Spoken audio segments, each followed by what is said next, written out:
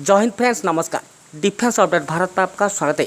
सो friends, हमारे ADA aeronautical development agency हमारे स्वदेशी stealth fighter AMCA advance medium compact aircraft और TDBF twin engine deck based aircraft जो कि हमारे नावल फोर्सेस के लिए डिजाइन डेवलप किया जा रहा है, तो इसके लिए अधिकारी की मंजूरी की प्रतीक्षा कर रहा है। जी हाँ, सरकार ने अभी तक भारत के 5th जनरेशन के लड़ाकू विमान कार्यक्रम द आमका एडवांस मीडियम कॉम्बैट एयरक्राफ्ट को मंजूरी नहीं दी है, जो इसी साल की पहली 6 माह में आने वाला था और थोड़ी देर के बाद अब तीसरी तिमाही अंत तक होने की संभावना है। मीडिया रिपोर्ट के अनुसार एडीए एरोनॉटिकल डेवलपमेंट एजेंसी 2 प्रौद्योगिकी प्रदर्शन मतलब टेक्नोलॉजी डेमोस्ट्रेटर और कुछ प्रोटोटाइप के मैन्युफैक्चरिंग के लिए निर्माण के लिए अनुमानित 15,000 करोड़ रुपए की परियोजना लागत के साथ अनुमोदन के वित्त पोषण के लिए प्रस्ताव रखा था। सो फ्रेंड्स, आज आप लोगों को सुनने में थोड़ा दिक्कत होगा क्योंकि अभी हमारे उड़ीसा में यह साइक्लोन लैंडफॉल कर रहा है, जो कि हमारे उड़ीसा और वेस्ट बंगाल के बीच में बहुत ही तेज विंड हवा चल रहा है। आपको सुनने में थोड़ा दिक्कत हो सकता है, लेकिन मैं कोशिश कर रहा हूं आप लोगों को पूरी तरीके से क्लियर से सुनाने के लिए। हमारे भारतीय वायुसेना इंडियन एयरफोर्स 2 चरणों में आमका की खरीद करेगी और लगभग 6 स्क्वाड्रन बनाने के लिए लगभग 120 AMCA advance medium compact aircraft stealthy fighter jet खरीदने का निर्णय लिया है। जैसे कि फर्स्ट फेज में अमेरिकी F414 टर्बोफैन इंजनों द्वारा संचालित IOC कॉन्फ़िगरेशन के साथ आमका MK1 के 2 स्क्वाड्रन एयरक्राफ्ट बनाने वाली 40 यूनिट्स को 2032 के आसपास सेवा में पूरी तरीके से लाया जाएगा 2032 तक। और फेज 2 में दूसरे चरण में आमका MK2 की 80 यूनिट्स 80 इकाइयों FOC कॉन्फ़िगरेशन के साथ स्वदेशी रूप से विकसित high thrusted 110 kilo Newton dry thrust based turbofan engine द्वारा संचालित 2035 से सेवा में एंट्री करेगी।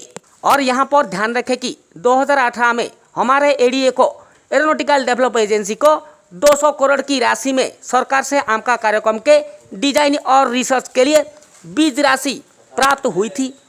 एरो इंडिया 2021 में आमका फाइटर जेट के अंतिम डिजाइन को इसी साल की शुरुआती में देश के सामने प्रदर्शन किया गया था, जिसमें डाइवर्टलेस सुपरसोनिक इनलेट DSI शामिल था, जो एयर इनटेक के लिए। और अब एयर इनटेक के विंड टनल परीक्षण पर काम शुरू हो गया है। और अंत में TDBF का बात किया जाए तो हमारे एडीए भारतीय नौसेना के लिए डेक बेस्ड फाइटर जेट विकास के लिए 5- TDBF 5- TDBF twin engine deck based fighter aircraft कार्यक्रम पर भी काम कर रहा है। और वर्तमान में नोडल डिजाइन एजेंसी द्वारा भारतीय नौसेना के अधिकारियों के साथ निकट निगम में 2 डिजाइन का अनुसरण किया जा रहा है।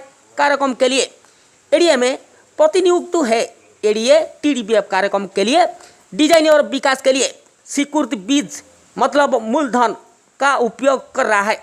और अनुमान यह है कि एडीए के द्वारा TDBF twin engine deck based fighter aircraft programme के लिए पहले 2 प्रोटोटाइप के डेवलप विकास के लिए लगभग 13,000 करोड़ रुपए मांगे गए हैं। और यह प्रोग्राम 2026 से प्रोडक्शन में एंट्री करेगा।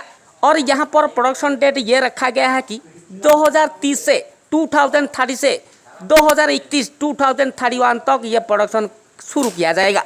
और फ्रेंड्स, यहाँ पर हम ये दोनों एयरक्राफ्ट का बात करें आमका और TDBF का, तो 2030 तक ये दोनों वेरिएंट शायद प्रोडक्शन में जा चुके होंगे, क्योंकि ये अभी ये न्यूज़ से पता चल रहा है कि 2030 से ये दोनों एक साथ ही मैन्युफैक्चर डेवलप किया जाएगा और हमारे आर्म फोर्सेस के लिए डिलीवर किया जाएगा। सो फ्रेंड्स, ये था लेटेस्ट अपडेट। आशा करता हूँ लेटेस्ट अपडेट आप लोगों को जरूर अच्छा लगा होगा। इसी तरह के हर रोज लेटेस्ट डिफेंस अपडेट देखने के लिए डिफेंस अपडेट भारत को सब्सक्राइब कीजिए। हमारे हर एक वीडियो को नोटिफिकेशन पाने के लिए बेल आइकन को दबाइए, ऑल पर प्रेस कीजिए। जय हिंद, जय भारत।